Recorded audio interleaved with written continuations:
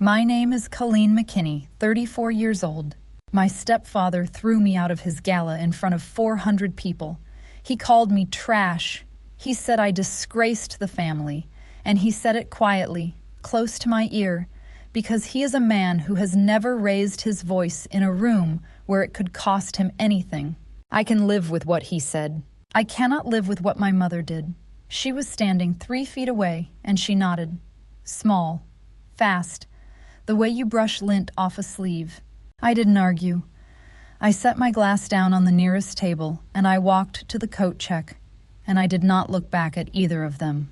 He had spent that entire evening with his hand on one man's elbow, the financier he believed might keep his company from going under. Roland had been laughing at that man's jokes for 3 hours. He had never once asked me what I did for a living, not in 17 years. 2 days later, he came to my office without an appointment, sat down across a table from me, and asked me to save his company. He brought pastries. He told me that members of a family don't foreclose on each other. I let him talk. Then I slid a piece of paper across the table with a date on it. December 4th, 17 days. He didn't know what I had spent the last 14 years building. He didn't know what was in the box he handed me when I was 20, or what I'd learned to read inside it, or who had been sitting on the other end of every phone call he'd made that autumn. He found out in a room he couldn't walk out of, in front of people he couldn't lie to. It started with a cardboard box, but before the box, there was the shop Roland always dismissed as a garage. My father's shop sat on a corner in Port Richmond, 2 blocks from the river, in a building with a leaking skylight and a floor so soaked with cutting oil it was black. McKinney, Fabrication and Pipe. 9 men, 1 truck, 1 plasma table older than I was. I did my homework there, on an oil drum, listening to the compressor cycle on and off. Dennis McKinney was 48. Big hands, quiet voice, and one habit other shops thought was strange. At the end of every job, he'd cut a steel tag the size of a playing card, stamp the job number into it with a hammer and a set of dies, and hang it on a nail board by the door. I asked him why once. I was 14. Every job gets one, he said. So you can hold it, so you know it was real. Years later, I found the last one he ever made at the bottom of the box with his papers. Job, 1183. It's in my coat pocket right now. That summer, something changed in the shop.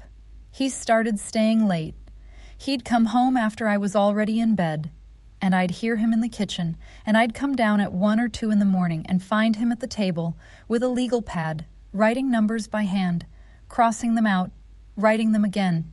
I asked him what was wrong. Just numbers, kiddo, he said. Go to bed. There was a letter on the table next to his pad. I remember the color of it. Navy blue letterhead, the kind that costs money. I didn't read it. I was 15 years old, and I had a chemistry test in the morning. I have thought about that letter almost every day since. In November of 2006, my father fell from a scaffold on a job in Bensalem. 19 feet. It was raining. He died before the ambulance got there. I'm not going to describe the funeral. I'll tell you one thing about that month instead. His work boots stayed by the front door for 3 weeks. Nobody moved them. My mother walked around them. I walked around them. They just sat there, laces loose, one of them tipped over on its side, until a Tuesday came when I got home from school, and they were gone, and nobody ever said a word about it. That's what grief actually looks like. It looks like furniture nobody wants to touch. In February, a man came to our house with flowers. Roland Prescott, 3rd-generation owner of Prescott Mechanical Group, a commercial mechanical contractor with a 75-year name and offices in Center City. Navy blazer, thin watch, very soft voice. He sat in our kitchen with his knees together like a guest at a nicer house than ours, and told my mother how sorry he was and how the industry looks after its own. He gave her a check. He gave her something else, too, a single page. She signed it on the kitchen table with a pen he handed her. I wasn't there. I was at school. I found out about that piece of paper 9 years later, and when I did, I sat in a parking garage for 20 minutes, and I could not tell you, even now, whether what I felt was hate or whether it was the first time I ever really understood my mother. They were married in June of 2008. We moved from Port Richmond to Villanova into a house with a coat room, and from that day forward, my father's name was never spoken inside it. Not at Christmas, not on the anniversary. My mother put his photographs in a bin in the basement while I was at school, the same way the boots disappeared. Roland never hit me. I want to be clear about that because people expect a story like this to have a fist in it, and it doesn't. It has a fork. He corrected the way I held a fork. Not angrily. He'd reach over mid-sentence, adjust my hand, and go back to what he was saying. He corrected the way I said acrost, the way I laughed. He gave me a book about place settings for Christmas when I was 17, and that same week he gave my mother a trip to Lisbon, and he introduced me. He'd bring a client into the living room, put his hand on my shoulder, and say, "This is Diane's daughter." 17 years, every guest, every party. Not once did he ever say the word mine. I was 18 when I heard the phrase. There was a dinner. I'd gone upstairs, and I came back down for water, and I stopped in the hallway because the dining room door was open a few inches, and I heard my name. "Can't take her to the Beckett thing," Roland was saying. "Not the way she eats. The plumber's daughter, Diane. She chews like him." There was a small sound, a laugh, but not a full one. It was my mother's. And then the sound of wine going into a glass. I stood in that hallway for 4 seconds. Then I went back upstairs without the water, and from that night on, I ate in my room. And in 3 years, nobody in that house asked me why. In May of 2011, I was 20 years old and taking classes part-time at a community college, and Roland told me that a name is an asset and that it was time I started using the right one. He wanted me to change my last name to Prescott before a dinner with a client whose wife was on some board. I said no. I didn't even say it with heat. I just said no, and I went back to my room. 3 days later, my suitcase was on the front porch. He came out with a cardboard banker's box in his arms. He was in his blazer. He had a client meeting at 11. My father's handwriting was on the lid. Black marker, all caps, McKinney, paid, unpaid. Roland set it down next to my suitcase, brushed his palms together, and said this. "This is your inheritance. It's all debt, just like him." My mother stood at the top of the stairs with her hand on the banister. She didn't come down. The box weighed about 30 pounds. I had to switch hands 4 times in 3 blocks to get it to the bus stop. I had $312 in my checking account. Nadine Kowalski's couch was 6 inches shorter than I was. I slept on it for 19 months with my knees bent. She was a night shift nurse at Temple. For the first year, we mostly passed each other in the doorway at 7:30 in the morning, and that was our friendship. The first month, I made the couch up every day like a hotel bed. Blanket folded into a square, pillow in the closet. Nadine watched me do it for 3 weeks. Then she said, "You're not a guest. Stop making the bed like you're leaving." I worked mornings at a plumbing supply warehouse and nights at a diner on Aramingo Avenue. $1,900 a month between them. I ate the free staff egg sandwiches at the diner, and I ate a lot of them. The box lived under the coffee table. I opened it in the 3rd month. 300 pages, invoices, delivery tickets, carbon copies, a checkbook register. I understood almost none of it. I didn't know what retainage meant. I looked at a page that said AR Aging across the top, and I could not have told you what those 2 letters stood for. I put it back under the table, and I felt exactly the way Roland Prescott wanted me to feel, which was stupid. In September of 2012, Nadine came out of her room at 6 in the morning, still in her scrubs, and she pushed her phone across the kitchen table at me. The screen showed a Venmo transfer, $900, to me. Under it, her balance, 0. "Don't make it a thing," she said. Nadine. "The bookkeeping certificate is $850. I looked it up. Don't make it a thing." I enrolled at Community College of Philadelphia that week. Tuesday and Thursday nights, 6:30 to 9. The instructor was a retired controller with a bad hip. On the first night, he wrote 3 words on the whiteboard: accounts receivable. "This is money someone owes you," he said. "You did the work, you handed it over, and they haven't paid you." He tapped the board. "This is where companies die. Not from spending too much, from waiting too long to get paid." I wrote that down. I still have the notebook. It took me until April of 2013 to go back to the box. By then, I had language, 7 months of night classes, and a stack of terms I could actually use. One Saturday, I pulled it out from under the coffee table, emptied it onto Nadine's kitchen floor, and sorted it by month. It took 9 hours. Here's what I found. My father invoiced Prescott Mechanical Group for $46,000 in May of 2006, $38,000 in June, $34,000 in July. None of it was paid. The check register and aging report showed no matching payment, credit, or write-off. Not late, not disputed, not partially, not paid. I sat on the linoleum with the invoices fanned out in front of me and did the arithmetic 3 times because I did not trust myself. $118,000.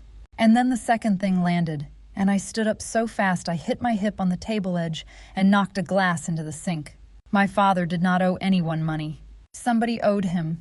For 7 years, I had carried around a picture of a man who couldn't manage his own business. It was the only picture I'd been given.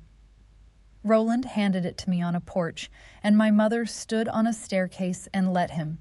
And I took it because I was 20, and it was the only thing in the box. Nadine got up for her shift at 4 in the morning and found me still on the floor with the papers around me. She didn't ask. She just put a cup of coffee down on the linoleum next to my knee and went to work.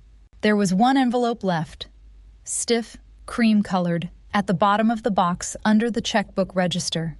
I opened it in May. Navy blue letterhead, Prescott Mechanical Group, dated the 11th of August, 2006. It was a back charge letter. That's what a general contractor sends a subcontractor when the sub has supposedly done something wrong and the contractor intends to charge him for fixing it. It's a legitimate instrument. It is also the easiest way in the world to avoid paying a small company that has no leverage and no lawyer. The amount was $118,000 to the dollar. That was worth noticing, because the letter gave no estimate, repair breakdown, or supporting invoice, just a back charge, exactly equal to everything Prescott owed. The second paragraph read, "For defective workmanship on riser assemblies, the cost of remediation shall be withheld from all outstanding progress payments." At the bottom, beneath the title, President R. Prescott. Roland's name, reduced to an initial, but unmistakably his authority. I want to tell you that I screamed or threw something or called someone. What I did was get up, wash the coffee cup that had been sitting on the floor since April, and clean Nadine's kitchen. Counters, stovetop, the inside of the microwave. 40 minutes. I don't remember deciding to do it. I remember that my hands needed something to hold that wasn't shaking. The next morning I gave notice at the diner. Then I applied for a job as an accounts payable clerk at a mechanical supply company in Northeast Philadelphia. $38,000 a year. More stability than my 2 jobs together, but no quick cash from tips and no guarantee I would be good at it. Nadine looked at the offer letter and then at me. "You're starting over again," she said. "Yes." "Why?" "Because I need to learn how a contractor pays people," I said, "and how he doesn't." Delaware Valley Supply sold pipe, fittings, and valves to about 200 contractors, and my job was to sit in a beige room and process what all of them owed us. I'll be honest about those years. They were boring. I was 22, 23, 24, and I spent them in a chair.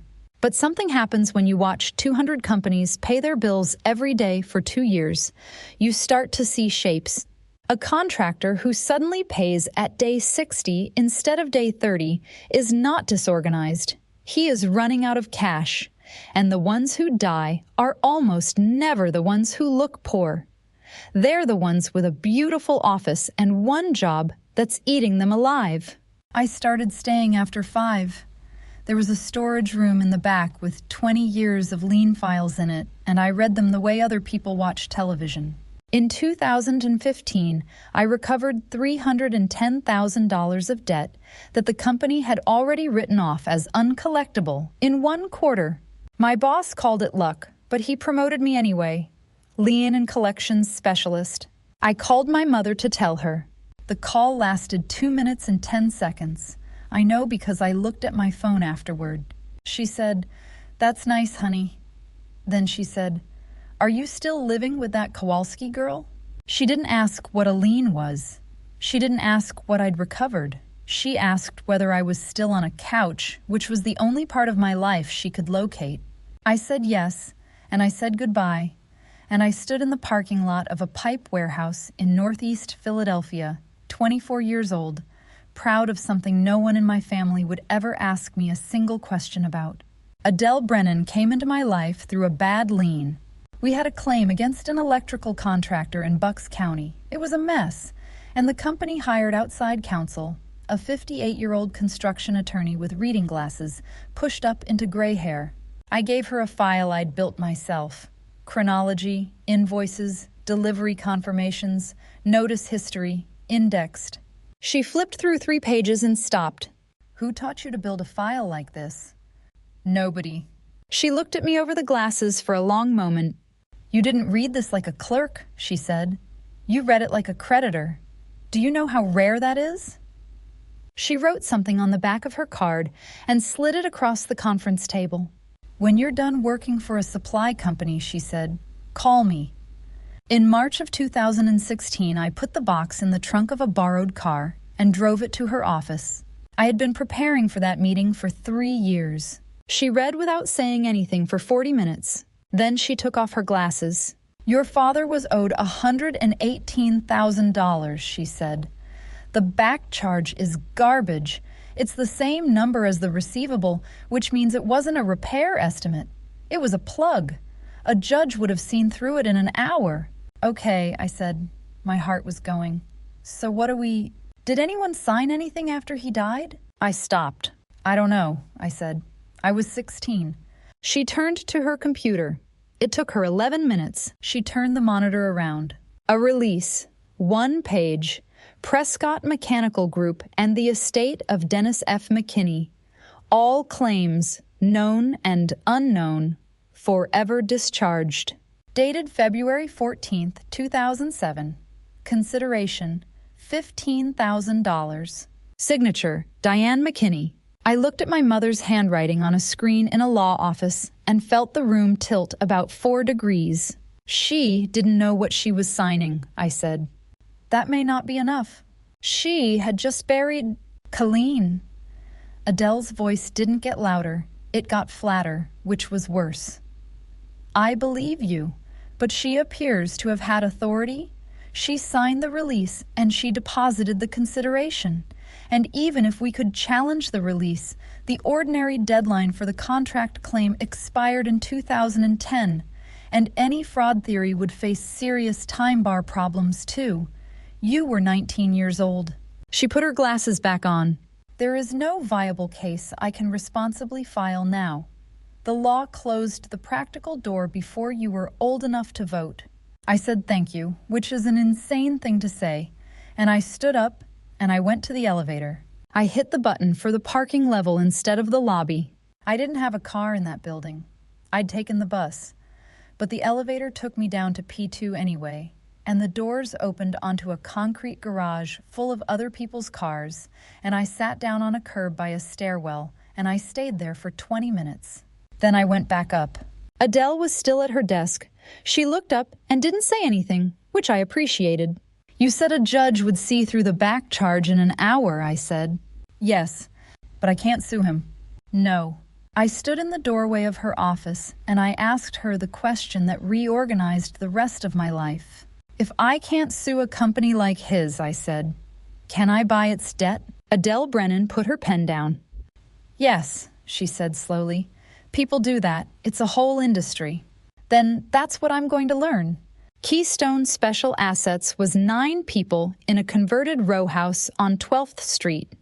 They bought distressed debt, loans banks had given up on, at a discount, and then collected on it, or took the collateral. I was the youngest analyst they'd ever hired, and at first, the worst one. But I had one thing nobody else in that building had. I could look at a mechanical contractor's aging report and tell you, within a month, when he was going to stop breathing. My first sourced deal was an electrical contractor in Camden, $3.1 million in defaulted debt, bought at 44 cents on the dollar. 14 months later, we recovered 89 cents. I lived in a 480-square-foot studio with a mattress on the floor. Everything I earned went into an account I didn't touch, and if you'd asked me what I was saving for, I could not have told you. In December of 2018, my mother sent me a text message. Merry Christmas. Roland says hi. Roland Prescott did not say hi. Roland Prescott had not said my name out loud in 7 years. I knew that. She knew that I knew it. I still have the message. I have never been able to explain, including to myself, why I didn't delete it. In August of 2019, I was scrolling a liquidation listing on a Tuesday morning, and I stopped. 2200 block, Port Richmond, metal fabrication facility, building, land, plasma table, 2 press brakes, welding equipment, bank owned. I knew the address before I read it. It had been my father's shop. It had gone to a machine parts company in 2008, and then to a guy who tried to make custom railings during the housing recovery, and now it was dying for the 3rd time. $340,000. I had $61,000 in savings. 2 banks turned me down inside of a week. I was 28. I had no operating experience. Metal fabrication is cyclical, they said. Come back when you've run something. I got an SBA loan on the 3rd try, and to get it, I pledged everything I had. If the shop failed, I was back to 0 at 28 for the 2nd time. Nadine drove me to the closing. You're betting everything on a dead man's garage, she said, at a red light on Girard. It's not a garage, she waited. It's a building where a man did the work right and nobody paid him for it, I said. I would like to own that building. She reached over and squeezed my wrist once, hard. Then the light turned green. I got the keys on a Thursday in September. I went alone. The floor was still black with oil. The skylight still leaked. Above the loading door there was a rectangle of lighter paint on the brick where a sign had been, and then been painted over, and then painted over again. I found a razor blade in a drawer in the office. I stood on a step stool and scraped for an hour and a half. My arms burned. Paint chips got in my hair. Under 3 coats, faded but legible, in the letters my father had paid a man to hand paint in 1998. McKinney. I stood there with a razor blade in one hand and paint under my fingernails, and for the first time since I was 15 years old, I was standing in a room that had my name on it. I had 90 days of cash when the world shut down in March of 2020. Commercial construction stopped. I had 9 employees, a mortgage on a building, and no work. One sector was still building, pharmaceutical, and pharma needed skids, pressurized modules, and welded stainless piping built to ASME B31.3, a code I had never worked under. I spent 6 weeks learning enough to manage the work, hired a consultant to build the quality system, and brought in a shipyard welder from Chester who was better than anyone I could afford. And for a year, I paid him more than I paid myself. Our first long-term contract came in February of 2021. I signed it in the office, and then I walked out to the parking lot, and I called Nadine, and I stood there for about 15 seconds, not able to make any words come out, and she waited, because she is that kind of person. That contract led to repeat pharmaceutical work And by the end of 2021, McKinney Fabrication had generated $6.2 million in revenue with 19 employees. In June of 2021, I drove to Temple at 6 in the morning and waited in the parking garage for Nadine to come off her night shift. She got in the passenger seat, still in scrubs, exhausted, and I handed her a folder. She read it twice. "Colleen," she said, "this is 2% of your company." "Yes." The lender approved it, and the lawyers finished the transfer yesterday. "This is not a Venmo." "No," I said. "It's the interest." She sat there. Then she got out of my car, and she sat down on the concrete next to my front tire in a hospital parking garage at 6:15 in the morning, and she cried. Everett Hale found me in the spring of 2022. 61 years old. 30 years in industrial lending at a regional bank. Then out. He had watched 3 of my Keystone deals from the other side of the table. "You have a nose for dying companies," he said. "I have a Rolodex of people who will take my call. Neither one of us is enough alone." We founded Braddock Ridge Capital that April. The strategy is simple, and I'll explain it once. We buy the senior debt of failing industrial companies from banks, cheap because the bank has given up. Then, one of 2 things happens. Either the company fixes itself and repays us, or it doesn't, and we enforce on the pledged collateral through a restructuring or lawful sale process. Equipment, real estate, receivables, and whatever contracts can legally transfer. In the trade, they call it loan to own. I didn't invent it. I just happen to know what a dying mechanical contractor smells like from 2 miles away. There was one more thing we agreed on in that first conversation, and it was ugly, and we both knew it. "They'll open their books for you," I told him. "They won't open them for me." Everett didn't insult me by arguing. "That's true," he said. "And it's stupid. Use it anyway." So he became the face. Everett Hale on the website, Everett Hale at the dinners, Everett Hale shaking hands at the Union League. I sat on the credit committee, built the models, and signed the final approval whenever I had no conflict. See McKinney. For 3 years, the men who mattered in this city shook Everett's hand and never once asked whose signature was on the paper. I let them. It is a very useful thing, being invisible, right up until it isn't. Fund I closed at $210 million. Fund 2 closed in 2024 at $680. By then, McKinney Fabrication was doing $16 million a year with 38 people on the floor. My mother had never asked me what I did for a living. Not once in 14 years. On the 2nd of November 2025, my phone rang at 8 in the evening, and the screen said, "Mom." It had been 4 years. She sounded like she was reading. "There's a gala," she said. "The company is 75 years old this year. There's a dinner at the Bellevue, on Broad Street." I didn't say anything. "I'd like you to be there," she said. "Does Roland know you're calling me?" There was a pause. I counted it. 4 seconds. "I'd like you to be there," she said again. I told Nadine the next morning, in the shop, standing next to the plasma table. "Don't," she said. "I know." "Colleen, don't go." "I know." "That's not a no." I looked at the table. The machine was cutting. The extraction fan was running. "I know," I said. I was 34 years old. I had helped close a $680 million fund and carried a vote that could determine whether a company survived. And my mother called me after 4 years of nothing and asked me to a party, and I said yes before she finished the sentence. That's the part I need you to understand. That's the part I still can't fix. I have to go back 2 months because 2 things were happening at the same time, and neither of us knew it.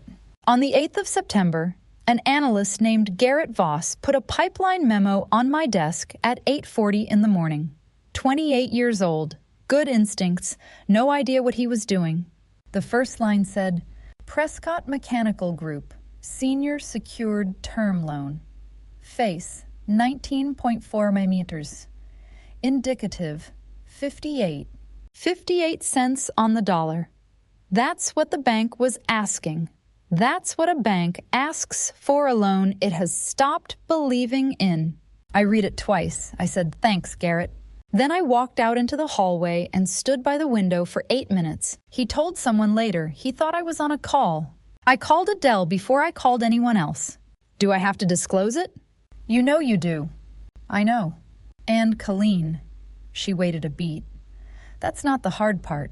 The hard part is, you're going to want to lie to yourself about how badly you want this. Don't. Write it down. Put it in the memo. So I did. On the 11th of September, I filed a written disclosure of conflict with our investment committee. 4 paragraphs. Who Roland Prescott is. What he did to my father's company. What he said to me on a porch when I was 20. And a line at the end that said, "I am not a neutral party. I am recusing myself from the acquisition vote, pricing, and any enforcement decision unless the independent committee later requests limited technical work under supervision." Everett came into my office afterward and closed the door. "You could have said nothing," he said. "Nobody in this building would ever have known." "I would have known," I said. "And then it would have been his kind of win." The committee voted to buy $11.25 million for $19.4 million of face value. Even without my vote, recommendation, or involvement in pricing, it was a strong trade. Prescott Mechanical had real assets, real receivables, and a name. Everett signed it. I didn't. On the 26th of September, 2025, a fund I co-founded became the senior secured creditor of the man who threw me out of his house with a box of my father's paperwork. I had no vote, no pricing role, and no signature on the decision. I have never wanted anything more in my entire life. Roland got a letter about it. Assignment of loan, standard form, 2 pages. Our name was on the 2nd page. Whether he skipped it or failed to recognize the name, what happened next proved he had not understood who now held the loan.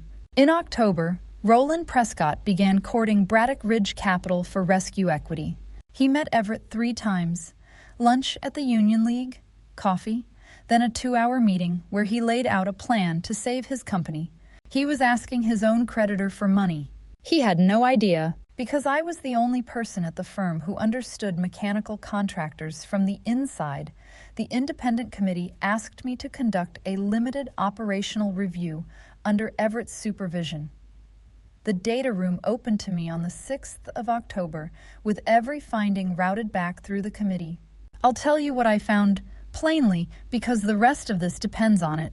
In the spring of 2024, Prescott Mechanical bid a lump sum contract for the mechanical package on an outpatient surgical center in University City, $22 million. The internal estimate in the data room was 11% higher than the final bid Roland approved, consistent with the aggressive bidding pattern his staff had documented on earlier jobs.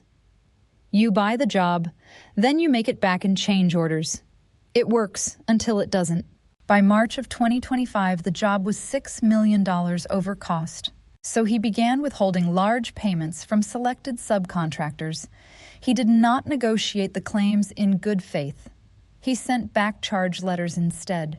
I opened a folder in the data room called Vendor Correspondence, and I clicked on a PDF dated the 9th of September 2025.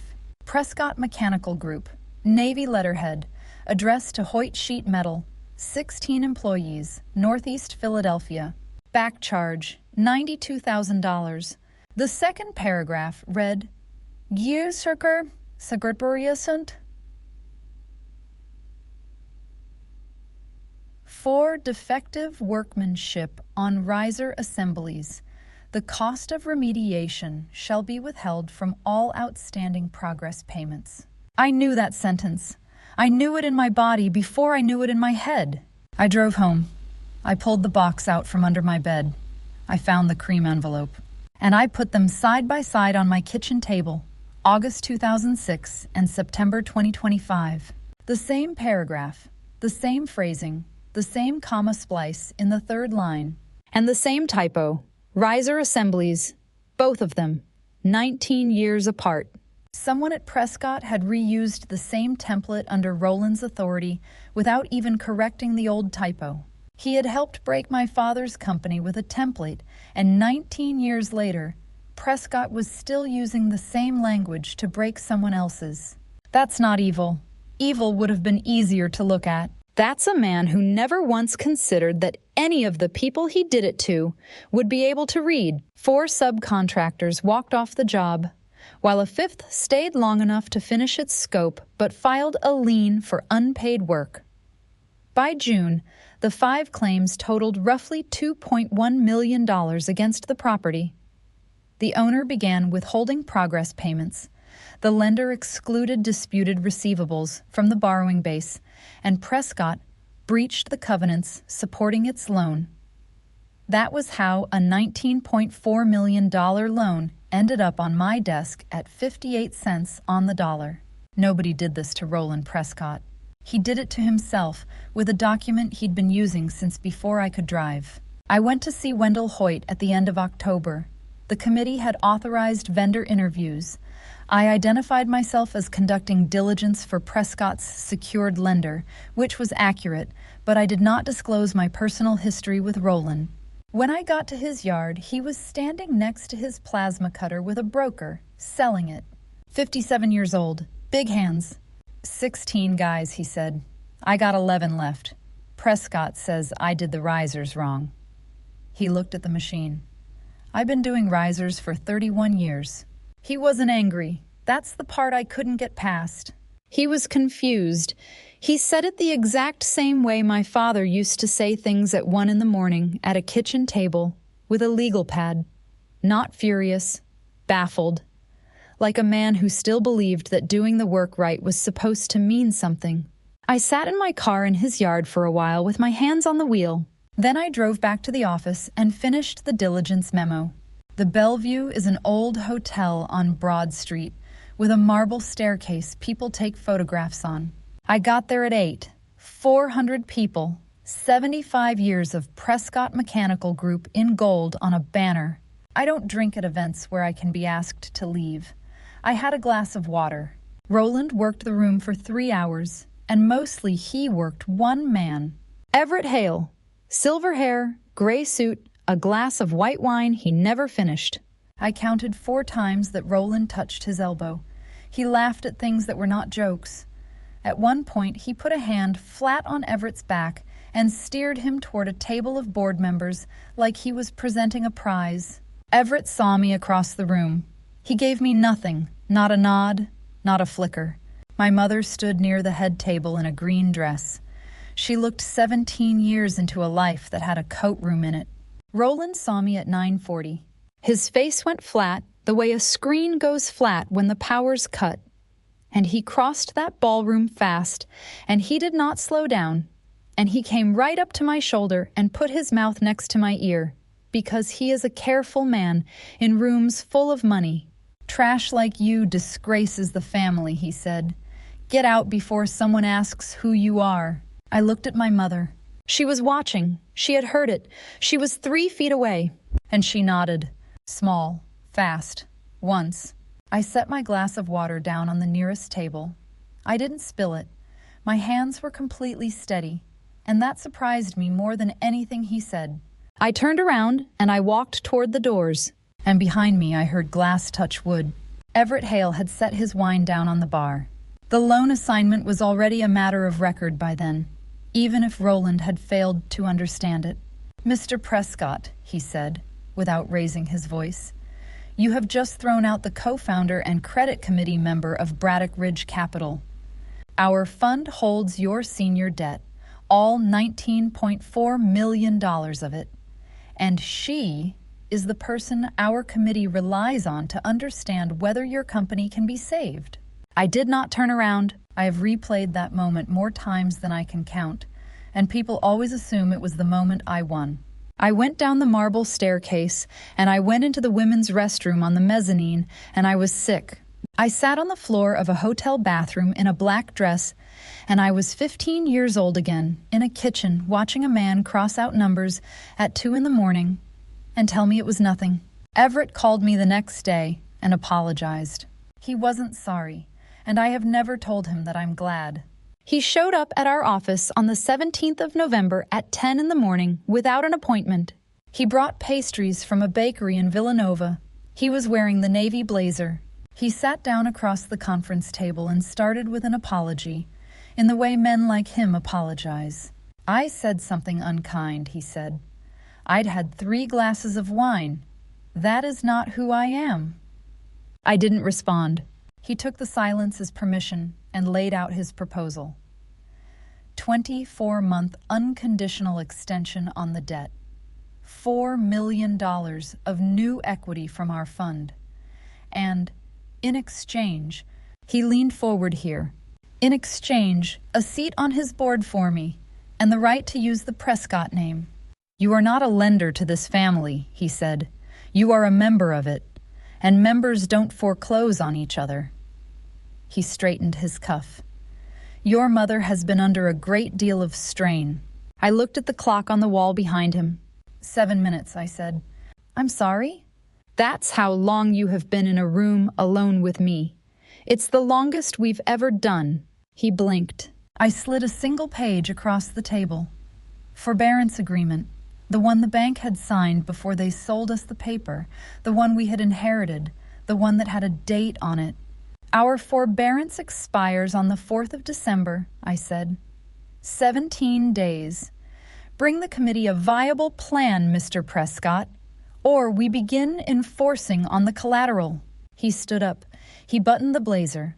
At the door, he turned around. "Your father would be ashamed of this." I didn't get up. "My father is the only reason I know how to do it," I said. "He made 3 phone calls that week. I know exactly whom he called." By Wednesday, there was a story going around the trade association. A woman with a grudge is destroying a 75-year-old family company. Personal vendetta. Emotionally compromised. Not a real lender. A reporter called our office on Thursday. Everett wanted to put out a statement. "No," I said. Adele called me that night. "He's going to make this about you," she said. "Don't let him. Make it about the paper." Adele laid out 3 options the independent committee could consider, and I spent the weekend preparing my recommendation. I could restructure the debt privately, take equity, keep him on as a figurehead, work it out behind a closed door. That's what most funds do. The fund could force a restructuring or support a Chapter 11 that might consume a year and millions in professional fees while Roland controlled the public story. Or I could recommend the third option. Under Article 9 of the Uniform Commercial Code, a secured lender can sell pledged collateral after default. Prescott's loan documents covered substantially all operating assets, and any sale still required proper notice and commercially reasonable terms. It can be a private sale, behind a door, with nobody watching, or it can be public. I called Adele on the morning of the 21st. "Recommend a public sale to the independent committee," I said.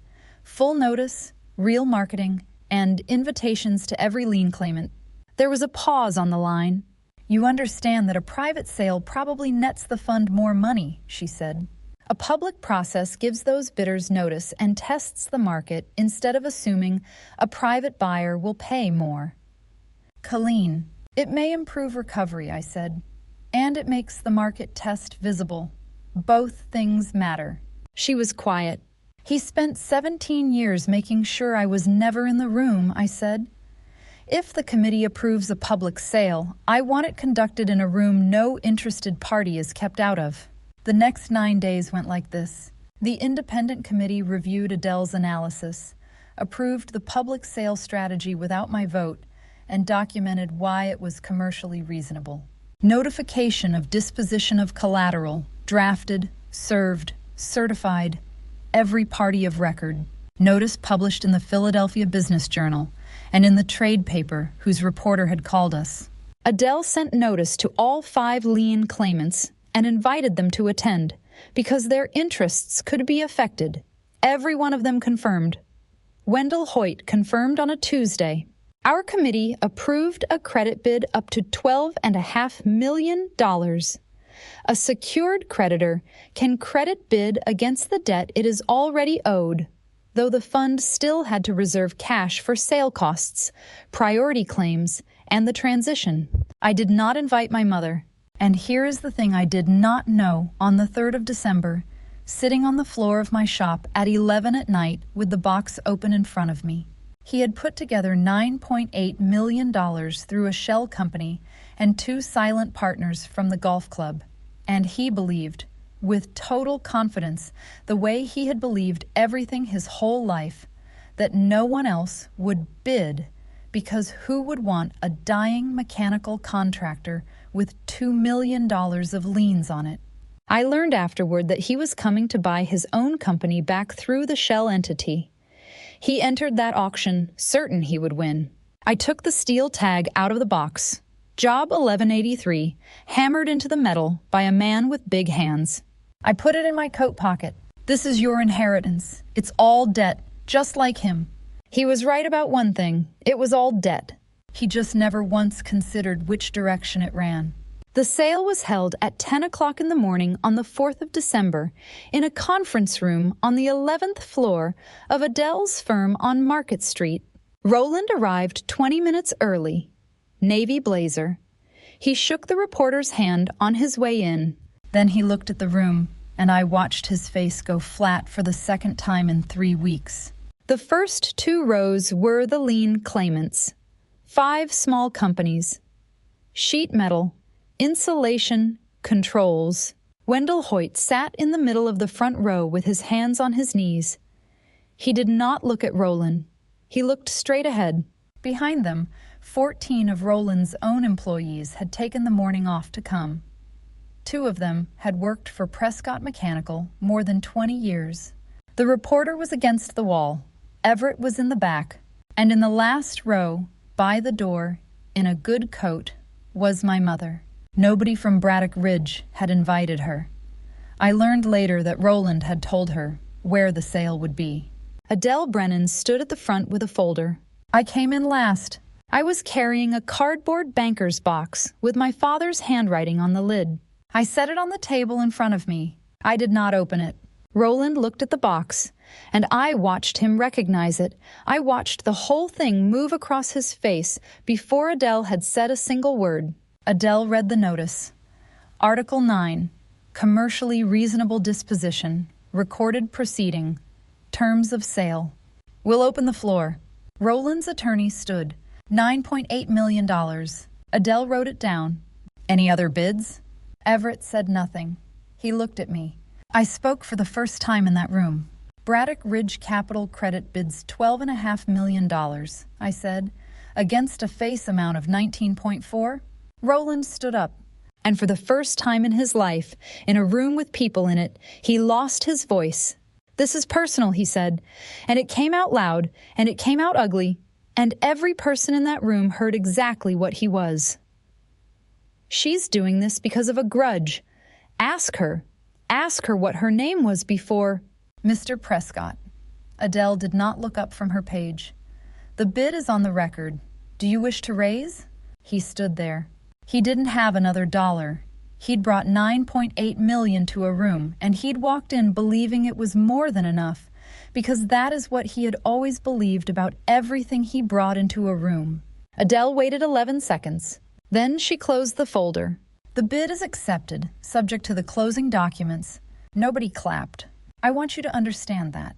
There was no applause. 14 men who were about to find out whether they still had jobs sat very still, and 5 contractors who had been cheated out of $2 million sat very still in front of them, and it was the quietest room I have ever been in. Roland came around the table on his way out. He stopped in front of me. The sale still had to close, but his control of the company had effectively ended. You've destroyed 75 years, he said. I put my hand flat on the lid of the box. You told me this box was my inheritance, I said. You told me it was all debt.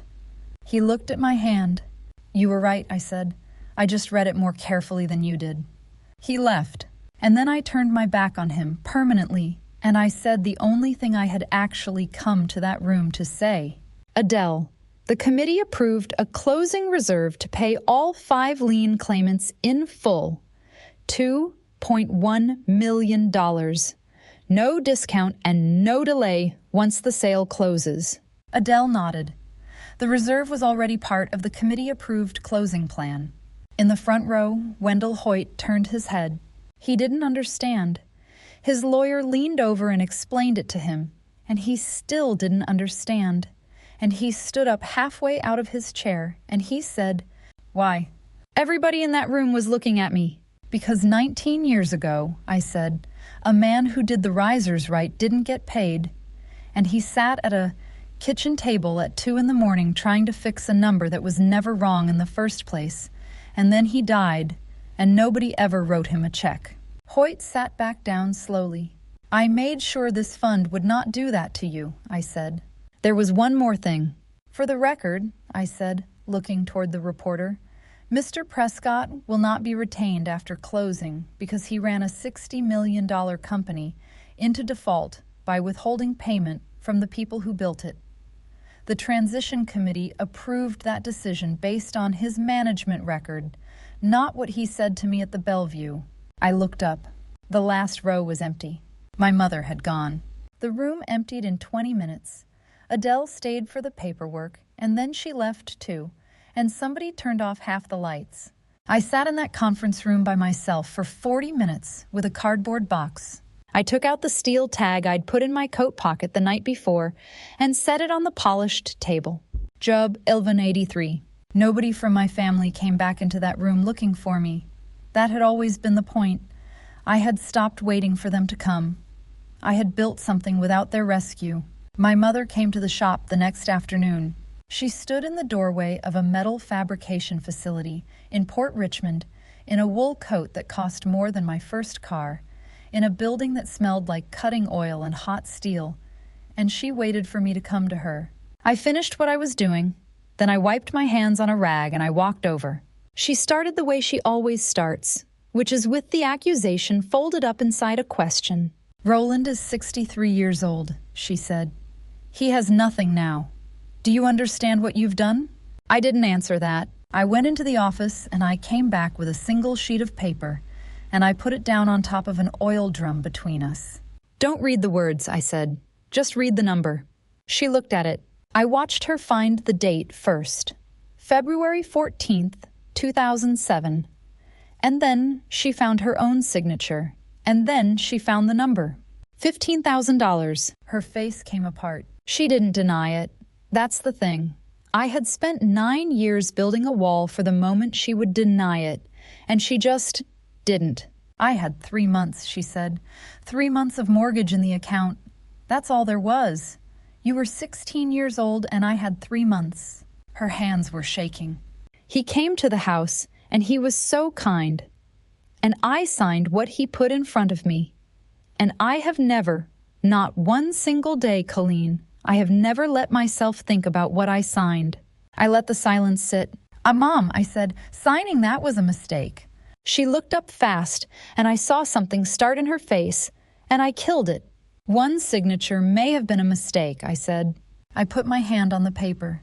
"But protecting that lie became a choice you made every morning for 17 years. You made it at every dinner in that house. You made it when he called me the plumber's daughter through an open door, and you laughed and poured more wine.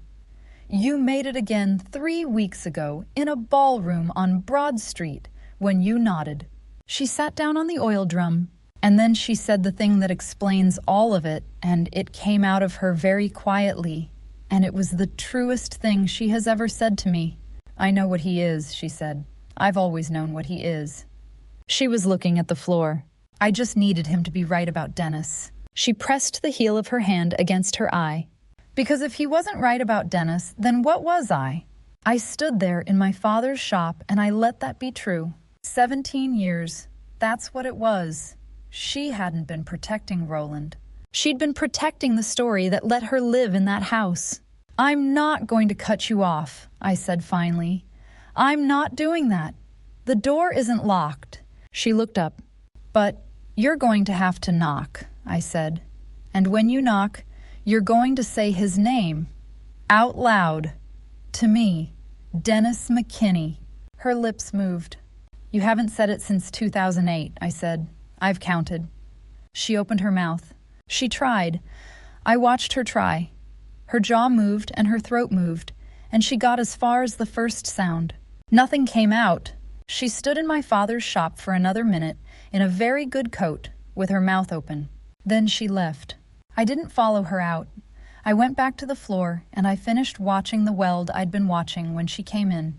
It held. The sale closed after the transfer documents, insurance, payroll, and contract consents were completed. They took the old sign down on the 22nd of December. The company had been founded in 1950, but the Delaware Avenue building had carried Prescott across its front since 1963 in aluminum letters 6 feet tall. The new one went up the same afternoon. McKinney Mechanical. I didn't go.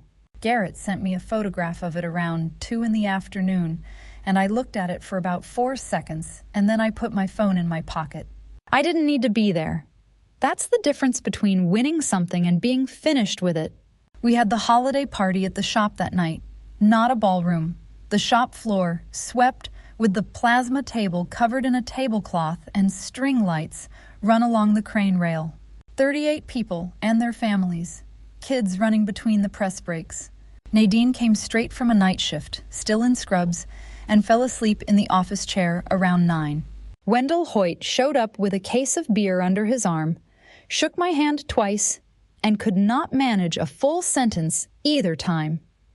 He had kept all 11 remaining employees and rehired 3 more. His shop was already pricing the sheet metal work on 2 of our upcoming jobs. Everett stood outside in the cold with his phone against his ear for a long time. When I passed the door, I heard 3 words of it. It's your dad. I went back inside and left him alone. There's a standing therapy appointment in my calendar now, Thursdays at 4. I do not move it or cancel it. It took me until I was 33 to make that first call. At the end of the night, when most people had gone home, I went over to the bench and I put a blank in the stamping die. I set the letters. I hit it with a hammer the way he did. Then I hung it on the nail board by the door, next to Job 1183. There's no job number on the new one. It just says his name. If someone in your family decided what you were worth without ever checking the evidence, I hope you learned to read what they handed you more carefully than they did. There's an envelope on the windowsill of my office. My mother's handwriting. It's been there 11 days. I haven't opened it and I haven't thrown it away. I'll open it when opening it is a thing I'm doing for me and not a thing I'm doing for her. I don't know when that is. I'm not in any hurry. That's what 14 years bought me, I think. I'm not in any hurry anymore. My father stamped a piece of steel for every job he ever finished, so that somebody could hold it in their hand and know the work was real. Nobody paid him for the last one, so I hold it instead. I built my life from the box they threw at me and called garbage. I made sure every contractor they had cheated received every dollar of its documented claim at closing. And I did not need a single one of them to tell me I was worth it. My name is Colleen McKinney. It's the only name I ever wanted.